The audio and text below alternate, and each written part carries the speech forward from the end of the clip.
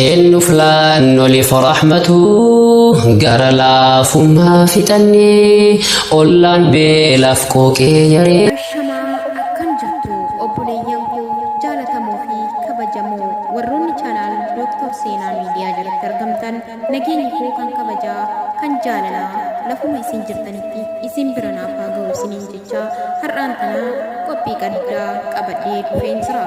Innis maa'inaa yoo jettanii waa hedduu yookaan ajjeefamuu Meeboon Baqqalaatiin wal qabatudha. Meeboon Baqqalaa namoonni hedduu beekuu dhabuus ni dandeessu. Meeboon Baqqalaa miseensa gumii sabaa dhaaba adda bilisummaa Oromoo keessaa isa tokko kan ta'edha. Meeboon Baqqalaa har'a galgala onkoloolessa 12 bara 2022 magaalaa Finfinnee naannawa mana jireenyaa isaatti rasaasaan rukutamee yaala lubbuu baraaruutiif hospitaala geeffamullee yaalii isaaf taasifamus lubbuun isaa du'arraa hafuu hin dandeenye.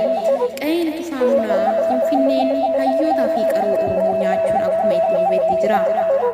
Waggaa lamaan dura artistii jaalatamaa fi kabajamaa artistii Haacaaluu Hundeessaa rasaasa diinatti nyaatamuun isaa ni beekama.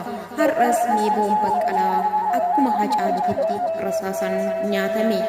Egaa akkuma beekamu ilmaan Oromoo hayyoonni Oromoo qaroon sabaa guyyaarraa gara guyyaatti ajjeefamuu hidhamuu fi idirfamuun akkuma itti fufetti jira.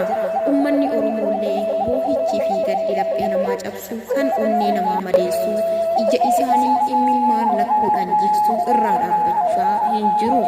Egaa obboleeyyan keenya rakkoo biyya keenya keessatti deemaa jiru keessaa wanti nuti hin dhagahamne tokkollee hin jiru.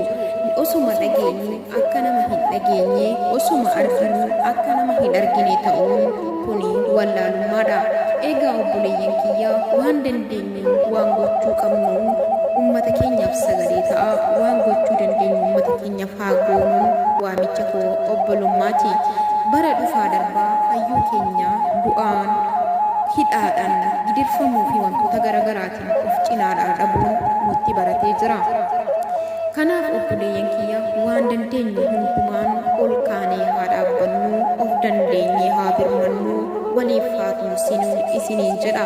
Rabbiin gahe jedhee du'a ajjeechaa hidhaa fi gidirsaa saamichaa fi boo'icha nurraa haa dhaabu. Nuti faffaca'uun keenya diinaaf harka nu laachisa. Faffaca'uun keenya irbaata diinaa nu taasisa.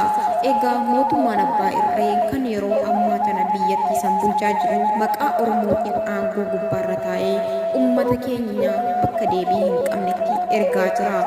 Maatii keenyarraa raayyaa ittisa biyyaatiif jedhee mallaqa walitti funaanuudhaan ijoollee irraa guuree raayyaa ittisa biyyaatitti erguudhaan waa lamaan ummata keenya miidhaa jira. Ilma isaanii ni dhabanii, qabeenya isaanis ni dhabanii. Egaa obboleeyyan keenya wanti furmaata ta'u yoo jiraate biyya san keessatti lola wal waraansa osoo hin taane nagaa duwwaadha. Biyyi keenya akkuma beekamu qaala'insa jireenyaatiin kufaatii diinagdee cimaa keessa jirti. Uummanni keenya akkatti jiraatu, bakka itti jiraatuu fi bakka itti boqotus dhabee jira. Uummanni keenya maraa isaa, rakkoo isaa, miidhama isaa of keessatti dhoksee jira. Nutoo ilmaan isaanii maal gochuu qabna ree?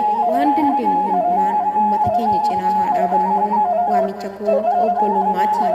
Warroonni Meeboon fi fakkaattota isaa hundumaaf gadditan anaa dabalatee Rabbiin obsaa fi jajjabina nuuf haa kennu.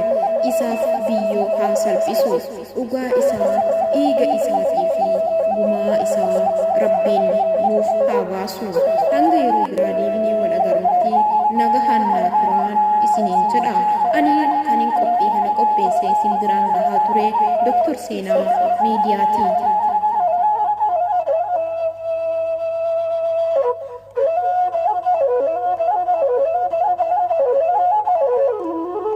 إنه فلان لفرحمته قرى لا فما فتني أولان بلافكوك يري